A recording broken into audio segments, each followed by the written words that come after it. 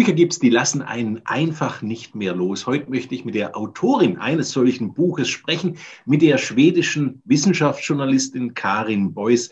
Meine europäische Familie heißt ihr Buch, das ich 2018 für mich entdeckt habe und das sofort mein Wissenschaftsbuch des Jahres war.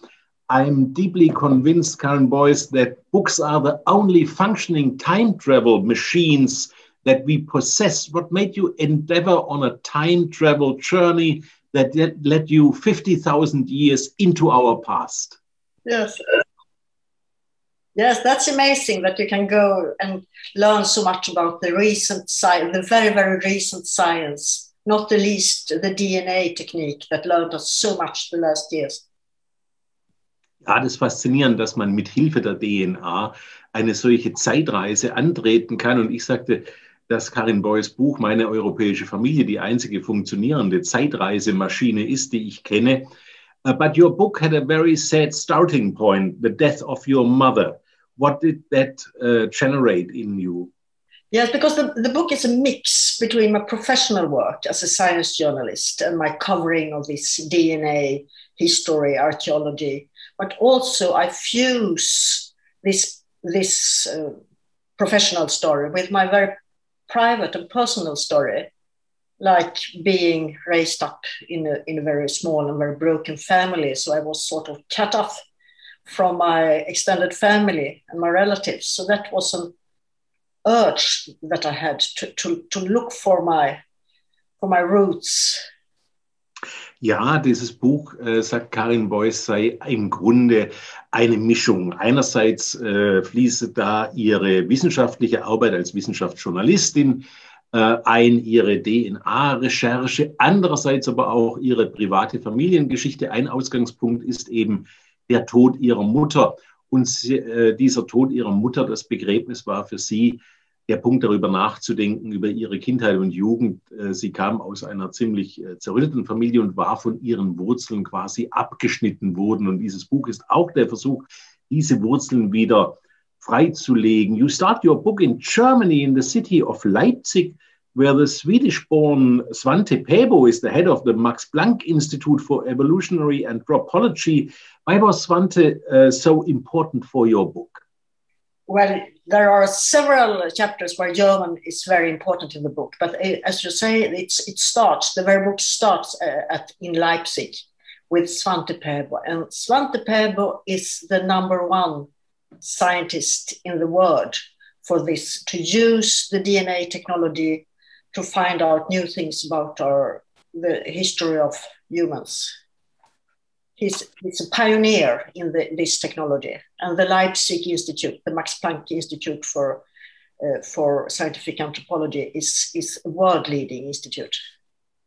Ja, ich fragte, warum das Buch denn in Leipzig beginnt, in dem Max-Planck-Institut für evolutionäre Anthropologie und seinem Chef Svante Pääbo, der in Schweden geboren ist. Und Karin Bojs sagt ganz einfach, er ist der Pionier, er ist die Nummer 1 als Wissenschaftler, wenn es um DNA-Chronologie gibt und neue Erkenntnisse, die man eben aus der historischen DNA ziehen kann. Aber natürlich spielen noch mehrere Kapitel ihres Buches auch in Deutschland.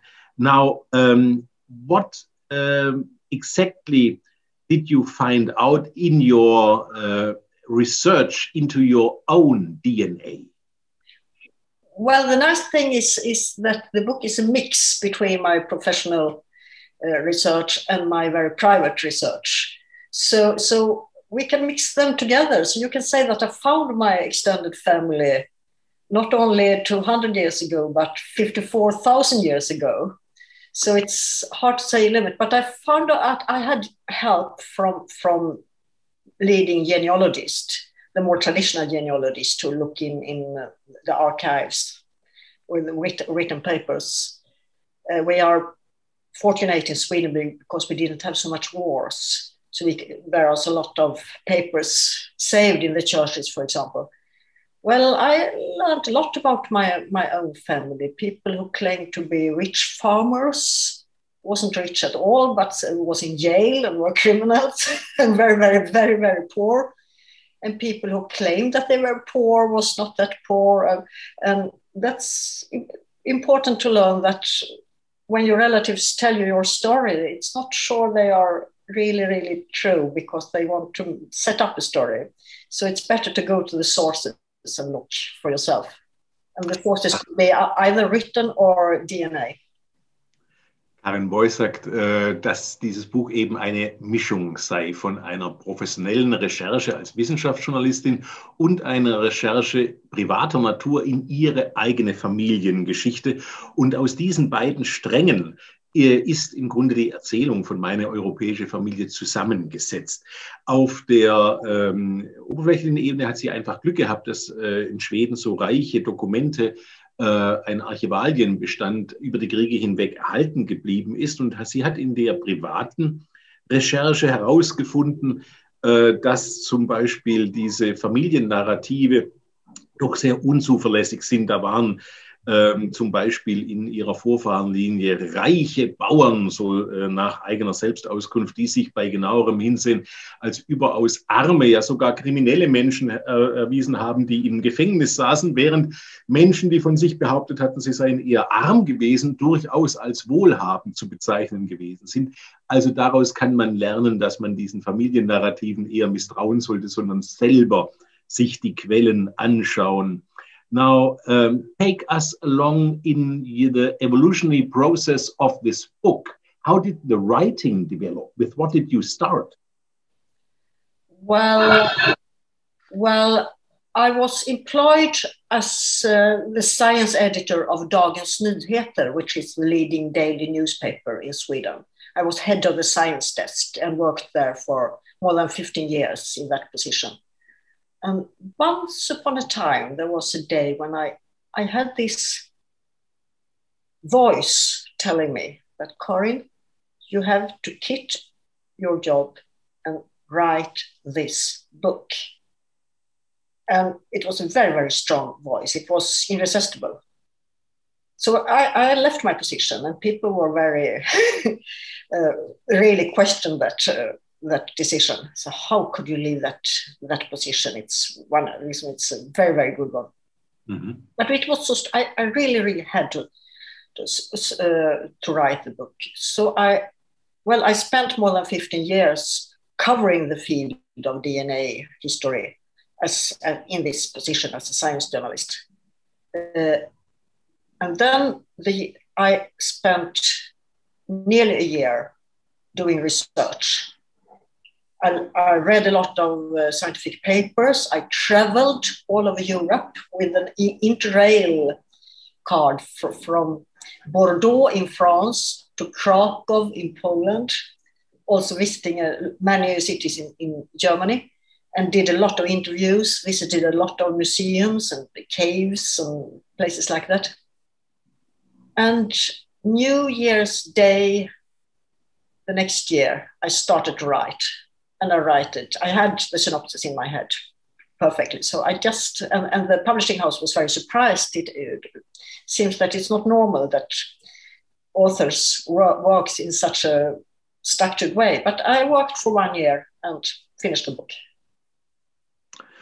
Ja, ich habe Karin Bojs gebeten, uns ein bisschen in die Evolutionsgeschichte ihres Buches mitzunehmen. Und sie sagt, sie hat 15 Jahre ja als Wissenschaftsredakteurin, als Chefin des Wissenschaftsressorts der renommierten schwedischen Tageszeitung Dagens Nyheter gearbeitet und hat sich da eben schon immer für dieses Thema interessiert. Aber nach 15 Jahren hat sie eine starke innere Stimme gehört, ihr sagte, Karin, du musst dieses Buch schreiben. Und sie hat tatsächlich ihren Job dafür aufgegeben, zum Entsetzen vieler ihrer Bekannten, die sagten, wie kannst du deine feste Position aufgeben, um ein Buch zu schreiben? Aber dann begann sie eine einjährige Recherchephase, kaufte sich ein Interrail-Ticket, fuhr nach Bordeaux, nach Krakau, an viele Orte in Deutschland, besuchte zahlreiche Museen, las eigentlich unzählige wissenschaftliche Abhandlungen, recherchierte und am 1. Januar, am Neujahrstag des folgenden Jahres, setzte sie sich hin und begann mit der Niederschrift, und ihre Lektoren von ihrem schwedischen Verlag sagten, dass es sehr ungewöhnlich sei, dass ein Buch auf so disziplinierte Art und Weise entstehe, aber tatsächlich hat sie es abgeschlossen, das umfangreiche Buch Meine europäische Familie binnen eines Jahres. What was the hardest part? Do you remember in writing? No. Well, I worked as a journalist for so long time, so I'm very used to this. Going up in the morning, doing your quota, and have discipline. That wasn't hard at all. Ob ihr ein Teil besonders schwer gefallen sei, wollte ich wissen, aber dazu sagt Karin Bojs, ist sie viel zu diszipliniert als Wissenschaftsjournalistin, wo man jeden Tag aufstehen musste und so viel Wörter schreiben, seine Quote erfüllen. Nein, da gab es keine besondere Schwierigkeit. Now, all human beings worldwide descend from a woman we want to call Eve, who lived 200,000 years ago in Africa. You write. This is really the furthest you go back to. And for me, this sentence has tremendous political implications, because we have seen now so many debates about migrations, about refugees and so on. But basically what you tell us is we all come from Africa. The question is, some of us arrived sooner and some of us arrived later. Yeah, that's right. I'm very careful. I'm a science journalist. I'm not doing politics. I tell the scientific background, and people can do the interpretations themselves when they read my book. So of course, as you say, migration is a fundamental part of our human history. But I just give you the facts and you can do your conclusions yourself. Karen Bojs sagt, sie verstehe sich als Wissenschaftsjournalistin, nicht als Politikerin. Sie möchte uns nur die Tatsachen darreichen und es uns überlassen, dann die Schlussfolgerungen daraus zu ziehen. Aber ich hatte den Satz zitiert, dass wir alle von einer Frau in Afrika abstammen, die wir Eva nennen können und die dort vor 200.000 Jahren lebte. Das steht in ihrem Buch. Das bedeutet natürlich, dass wir alle aus Afrika kommen und einige von uns sind eben früher angekommen und andere kommen ein bisschen später. But sometimes science becomes politics. We see this now in the climate change debate. Yes, I have written a lot about climate, and also there, and now there is it's this COVID pandemic. Mm-hmm. So me and my colleagues, fellow science journalists, we are very, very careful to stick to the science. What is proved, what is published scientific papers that we can trust. And we tell about that and then let the debate to the other people. Also auch in der Covid-19-Pandemie-Berichterstattung war es ihr und ihren Kolleginnen und Kollegen eben sehr wichtig, die Tatsachen für sich sprechen zu lassen, die Leute ihre eigenen Schlussfolgerungen ziehen zu lassen. Were you surprised to see, as a science journalist during your lifetime, the emergence of this fake news debate? I was very, very early, not only with the DNA history, but also with climate research. So I fell into this very, very early, and there was fake news campaigners attacking me.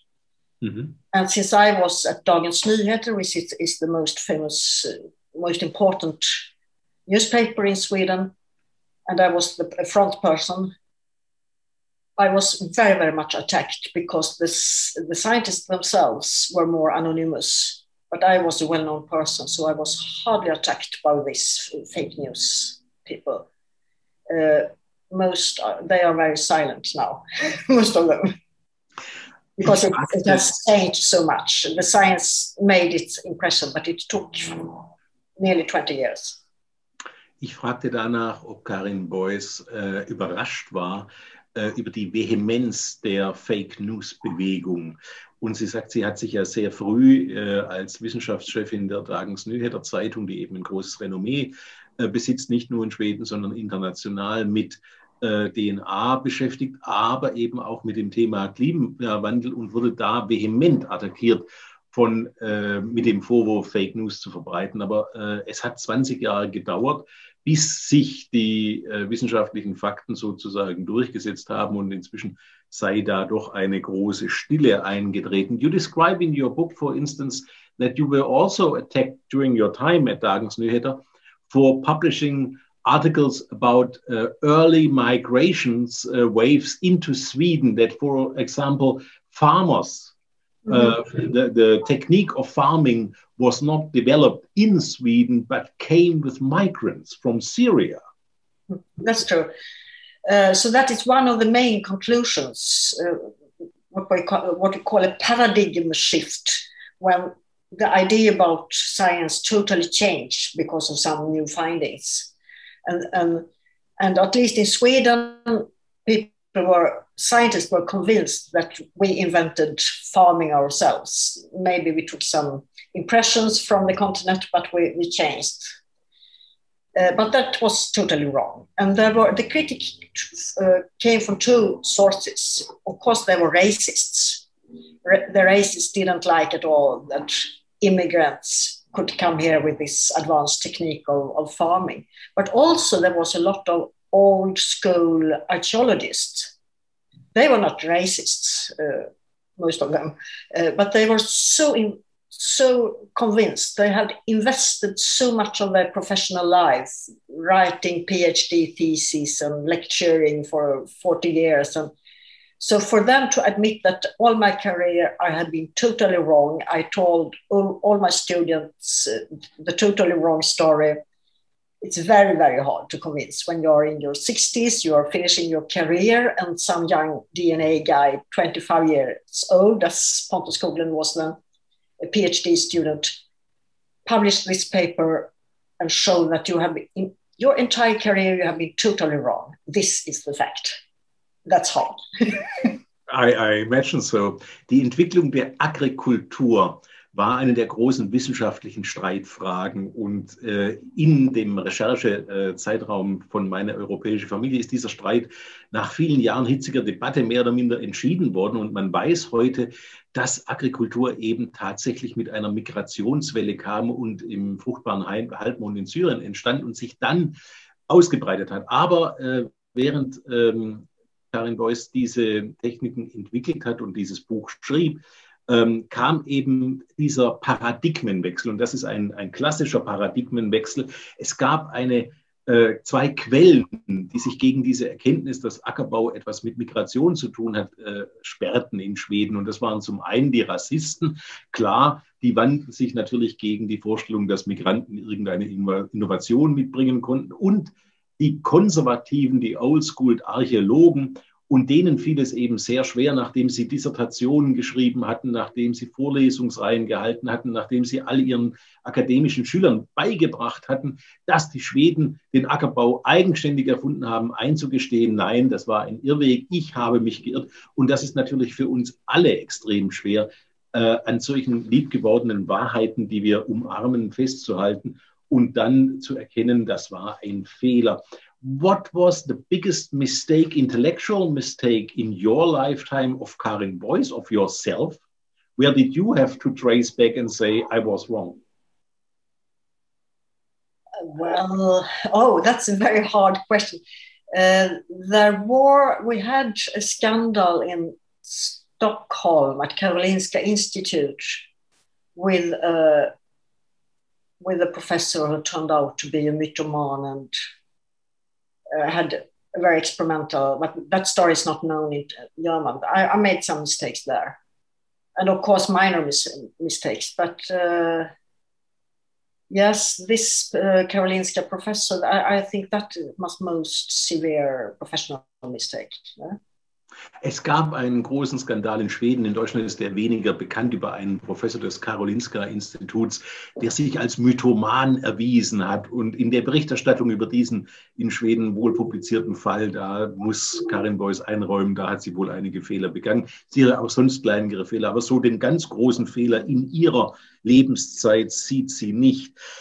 We are in the forefield of an election in Germany, and the conservative candidate of the Conservative Party, Armin Laschet, who wants to succeed Angela Merkel, claims that he is related to Charlemagne, that he is related to Karl dem Großen. Now, you claim you are related to hunters of the Ice Age. How can you validate this claim? Well, this Charles the Great, or how you pronounce it, genealogists do this, and I think hundreds of thousands of Europeans can trace with written records their family story to Charles Mann. Not their straight paternal line, not their fathers, but somewhere, grandfathers, grandmothers, grandfathers, grandmother. So he's not alone. There are hundreds of thousands of people who can trace their roots to family story to Charles Mann. But all of us can trace our family story to the first farmers, the first hunters, and the first Indo-Europeans, if you are an inborn European. So that's not unique. And it's a very strange thing to make a political campaign based on such facts. Also Armin Laschet, der CDU-Kandidat, der Kanzlerkandidat, behauptet ja, er stamme von Karl dem Großen ab, und Karen Bojs weist zu Recht darauf hin, das mag schon sein. Allerdings könnten diesen Nachweis Hunderttausende von Menschen in Europa erbringen, in der Regel nicht über die väterliche, sondern über die mütterliche Linie. Das sei eigentlich nichts Besonderes, und daraus Politik zu machen, sei doch sehr merkwürdig. Now, let's go back to those waves of migrations. We have talked about the farmers that came from Syria, but you described two other migration waves that determined European cultures. That is the first hunters and the first riders. Where did those innovations come from? The main lesson learned from this new DNA history that has existed for only 5-10 years. That is, as I said, a total paradigm shift. The main lesson is that 3 waves of immigration, broadly speaking, have shaped the European population. Number 1, the hunters that came here, the Ice Age hunters that came here about 43,000 years ago and colonized Europe for the first time, taking over from the Neanderthals.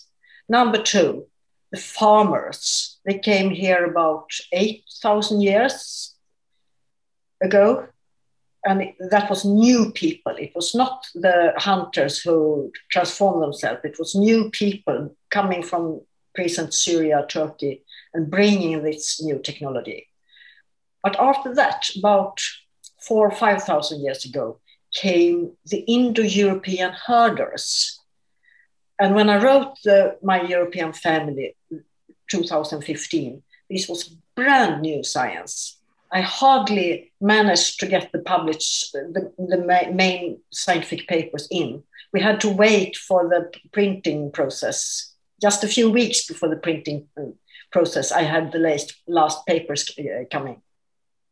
But the story is that there was an important wave of immigration from the steppe in present Russia, present Ukraine, came in great, mainly men, coming in great numbers to present Poland, present Germany, and all over Europe, and totally transforming the culture to a much more patriarchic, to say so, paternalistic culture, where speaking European languages that later transformed to German, to Swedish, to English, and totally transformed our culture and our language and our way to live. And we are still living in that culture, the Indo-European culture. So 3 waves to know about.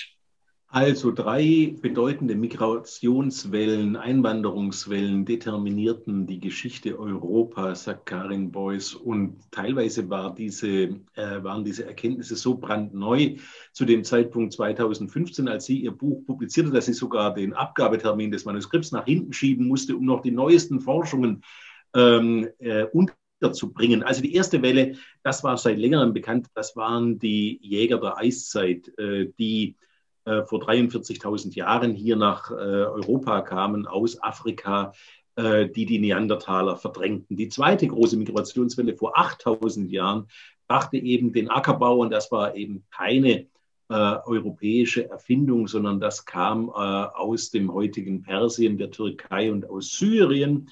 Und die dritte, und das war eben das Neue, das war wirklich Cutting-Edge-Forschung, das sind die indoeuropäischen, die Jäger, die mit sich die indoeuropäische Sprache brachten, die aus der Steppe im heutigen Russland, der Ukraine kamen, von dort nach Polen, ins heutige Deutschland, sich über ganz Europa verbreiteten. Das waren hauptsächlich Männer, und die brachten eben einen Kulturwandel mit sich, einen Drift ins Patriarchalische, man könnte auch fast sagen ins Paternalistische.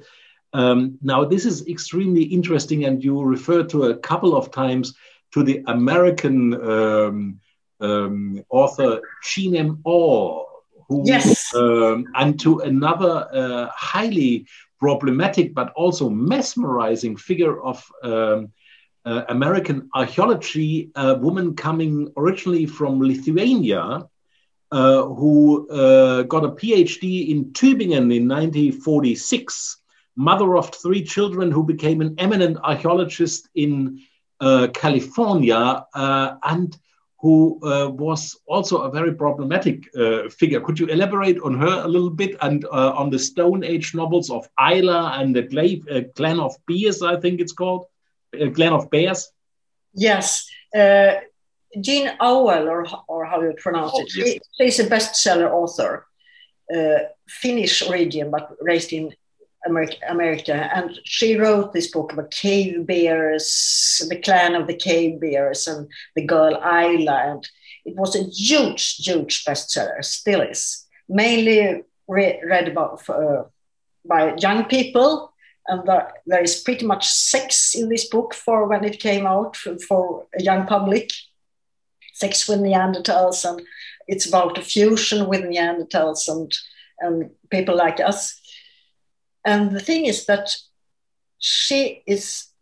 that author, Jane Auel, she's a very clever woman.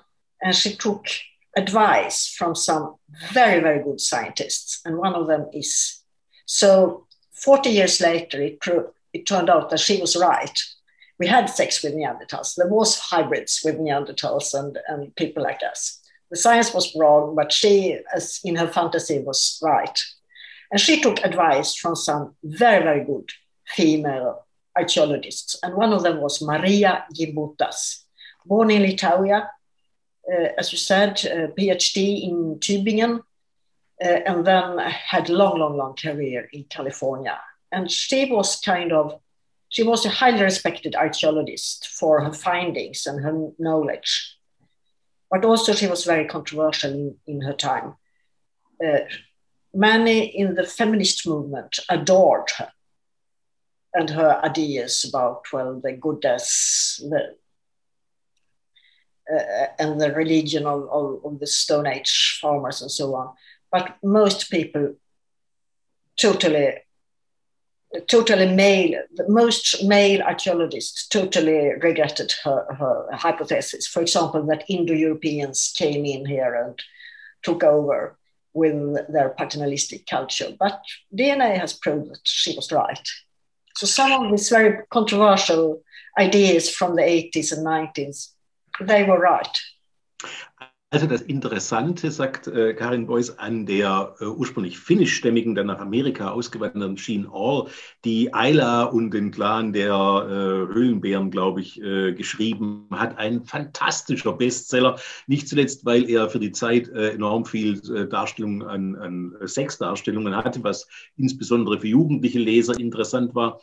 Das Interessante an dieser Jean M. Orr ist, dass sie einige Ratschläge von hauptsächlich Archäologinnen eingezogen hat, die sie tatsächlich, obwohl es eine Unterhaltungsschriftstellerin war, auf die richtige Spur setzten. Sie hat in diesen Büchern beschrieben, dass es zu sexuellen Begegnungen zwischen Homo sapiens und Neandertalern kam, und heutige DNA-Befunde haben ihr recht gegeben. Ja, tatsächlich gab es das. Es gab Hybriden.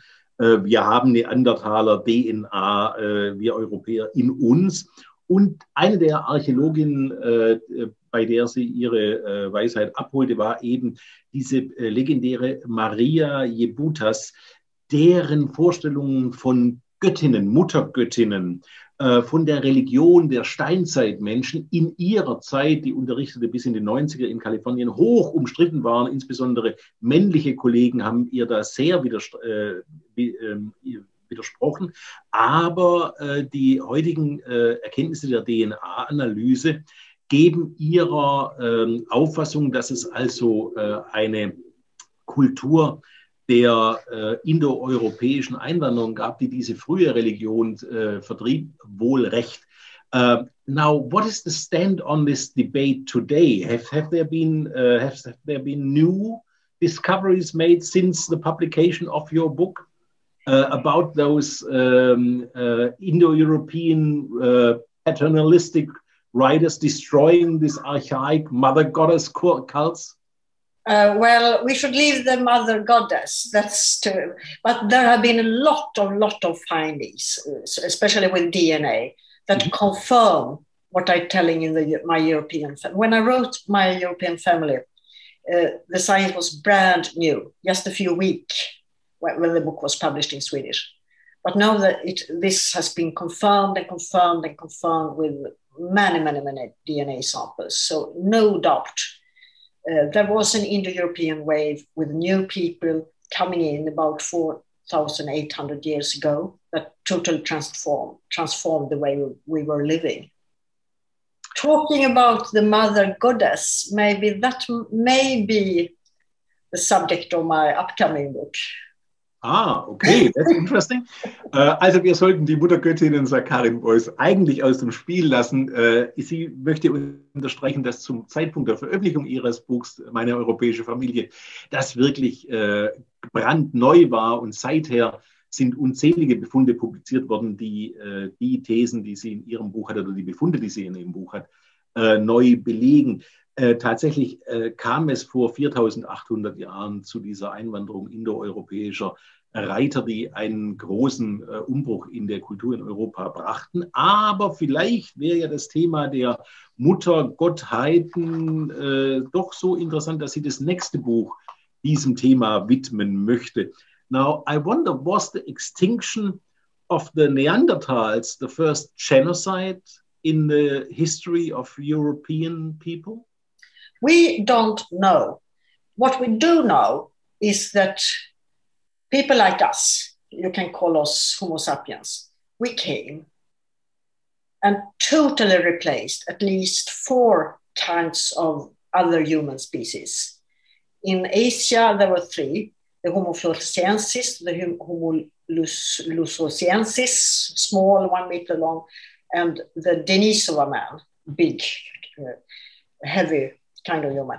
And in Europe, it was the Neanderthals. And you can see that when we came, after a short time, they died. We know that for sure. But we don't know why. Did we kill them in like a genocide situation? Did we just outcompete them because we were more clever and took more hunting games or so on? Or did we transmit diseases so they died? We don't know this. So for some reason they died when we came, but we don't exactly know how it happened. Also ich fragte, ob das Verschwinden der Neandertaler der erste europäische Genozid gewesen sei. Und Karin Bojs sagt vehement, wir wissen es einfach nicht. Fest steht, dass es 4 andere Menschenarten gab, als Homo sapiens, wenn wir uns so nennen wollen, hier auftauchte. Das war zum Beispiel der Flores-Mensch, der Denisova-Mensch, der Lucian-Mensch. Und es gibt 3 Thesen. Wir könnten sie getötet haben, also das würde für die Neandertaler, das würde für die anderen Menschenarten für einen Genozid sprechen. Es könnte ein Aussterben aufgrund der Konkurrenz gewesen sein, dass wir einfach die besseren Jäger waren, oder es könnte ein Aussterben aufgrund von der Übertragung von Krankheiten sein. Now, to jump back to the present time, Karen Bojs, you described, for example, that there are some very strange things going on with genetic tests, for example, in countries like Hungary, where you can obviously buy genetic tests that assure that you are not of Jewish or Sinti and Roma descent. At least that there was such a situation 8 years ago when I wrote the book. Mm-hmm. My book has been translated to Hungarian, and it will come in Hungary in the coming weeks or months. And I don't think they sell those tests anymore, but of course, DNA technology can be misused. Genealogy can be misused. And you in German know more about this than any other population in the world, I think. Mm-hmm. That's the reason that DNA tests are not very accepted in Germany, unfortunately. And genealogy is also it's more complicated for you. So you know more about this problematic situation than we do in Sweden, I would say. Karin Bojs weist zu Recht darauf hin, dass wir Deutschen natürlich sehr skeptisch sind, was DNA-Analysen angeht, was die Benutzung von genetischen Befunden angeht, zum Nachweis von irgendwelchen Abstammungslinien etc. Ich hatte gefragt nach einem Gentest, der in Ungarn angeboten wird, der sicherstellen soll, dass man keine jüdischen oder Sinti und Roma Vorfahren aufweist. Now you may I add? Yes. But also I know a lot of Jewish people, and I know a lot of Swedish Sinti Roma people, and they are more interested in DNA testing and their genealogy than any other people that I know. They really, and also that's the situation with black slave people coming from slave circumstances in the United States. They really want to know about their family history, and they don't have written records. So they turn to this DNA and are very proud of their history. So technique, like DNA technique, can be used and misused. And that's not a question about the technique, it's a question about how you use it. Ja, bei der DNA-Technik, wie bei jeder Technik, stellt sich eben die Frage nach Gebrauch und Missbrauch, sagt Karin Bojs. Und das kann man eben auch mit DNA-Technik machen. Sie kennt viele jüdische und Sinti und Roma in Schweden, jüdische Menschen in Schweden, die extrem interessiert sind an der DNA-Technik, gerade in Kulturen wie zum Beispiel in den USA, die schwarze Bevölkerung, wo es keine schriftlichen Quellen gibt. Auch dort gibt es ein großes Interesse an der eigenen Familiengeschichte und die aufzuklären mit Hilfe eines DNA-Tests, wo wir in Deutschland eben bei uns ein bisschen die Alarmglocken schrillen. Now, let's jump back to Germany for two final questions. Your research led you to my home, to Swabia, to a cave called Hohle Fels, where the oldest music instruments in the history of mankind were found. Can you describe what you saw there? Oh, that was the most wonderful moment in the entire work of the book. I was in that cave with a young PhD student from Tübingen, and there was a local guide opening the cave for us. And I went. It's Hohle Fels. It's named the Cathedral of the Ice Age. It's a huge cave, very beautiful. And I went around and I thought, oh, this is beautiful. And my great grandmothers went here and for their rituals. And all of a sudden, I was not prepared for this, but all of a sudden there was the sound of a flute filling the cave. This was just like being thrown back 30,000 years, 40,000 years.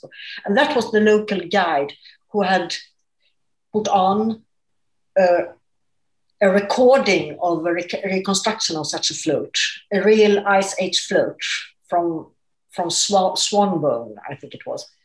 And the music they have reconstructed filled the cave. Hohle Fels is such a wonderful place. And everybody in Germany should go to Blaubeeren, to the local museum, and to this Hohle Fels cave. It's fantastic. Das war im Grunde der Höhepunkt der Recherche für meine europäische Familie, erzählt Karin Bojs.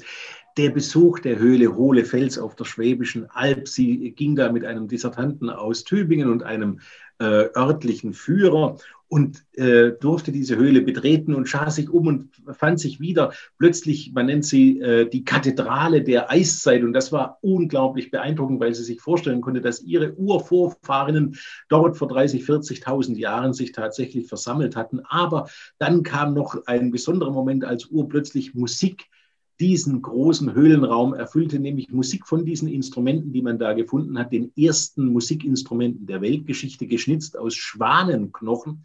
Und eine Rekonstruktion, der lokale Führer hat eine Tonaufnahme gestartet, die aber in dieser Hohle Felshöhle plötzlich erklang und man sich zurückversetzt fühle. Und sie kann nur jeden Deutschen auffordern, jede deutsche Leserin und jeden deutschen Leser, diese Höhle zu besuchen.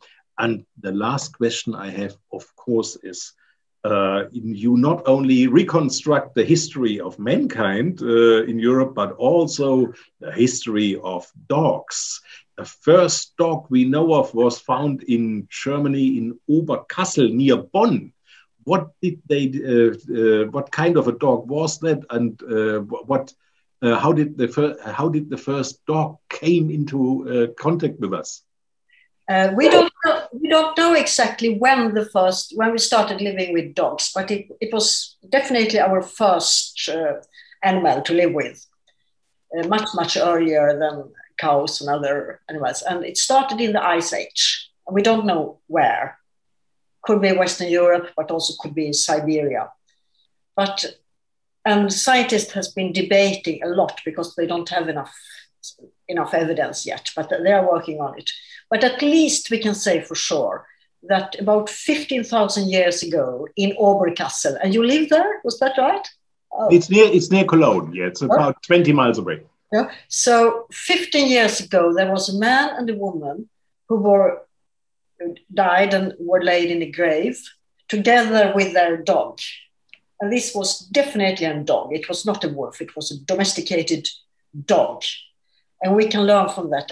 At least from that time, we had dogs in Europe to live with, to hunt with, to have as company, to guard ourselves. So you had a dog there. He might be a relative. I'm pretty sure. Ja, ich kann es ja mal. Ups, bleib mal da. Also, wir haben hier einen Verwandten des Hunds von Oberkassel, der heißt Stups, das ist mein Hund. Und Karen Bojs hat erzählt, dass der erste Hund in der Geschichte der Menschheit, man weiß nicht genau, wann die Hunde zu uns kommen. Es passierte in der Eiszeit, es könnte in Sibirien gewesen sein, könnte in Westeuropa gewesen sein, aber das erste Grab eines Hundes ist jedenfalls in Bonn-Oberkassel und das war definitiv kein Hund mehr, sondern ein domestizierter, kein Wolf mehr, sondern ein domestizierter Hund, der eben das erste Tier war, das wir überhaupt domestizierten. Vor den Kühen, vor den Eseln, vor den Schafen haben wir uns mit dem Hund vertraut gemacht und das war so vor etwa 15.000 Jahren. So, ich darf mich ganz herzlich bei Karen Bojs bedanken. Thank you very much for taking your time talking with us. Yes, I really enjoyed your questions and our talk. Thank you so much. Meine europäische Familie liegt in der Übersetzung aus dem Schwedischen von Maike Barth und Inge Wehrmann in der Reihe WBG Paperback vor. Dort sind einige in meinen Augen wirklich bemerkenswerte Titel in Erfolgsauflagen aus dem Programm der Wissenschaftlichen Buchgesellschaft erschienen, zum Beispiel Günter Müchlers Napoleon-Buch oder von Eric H. Kleins Der erste Untergang der Zivilisation. Karen Bojs, thank you again. Goodbye. Danke für Ihre Aufmerksamkeit und auf bald hier bei der WBG. Goodbye. Bye bye. Thank you so much. Goodbye.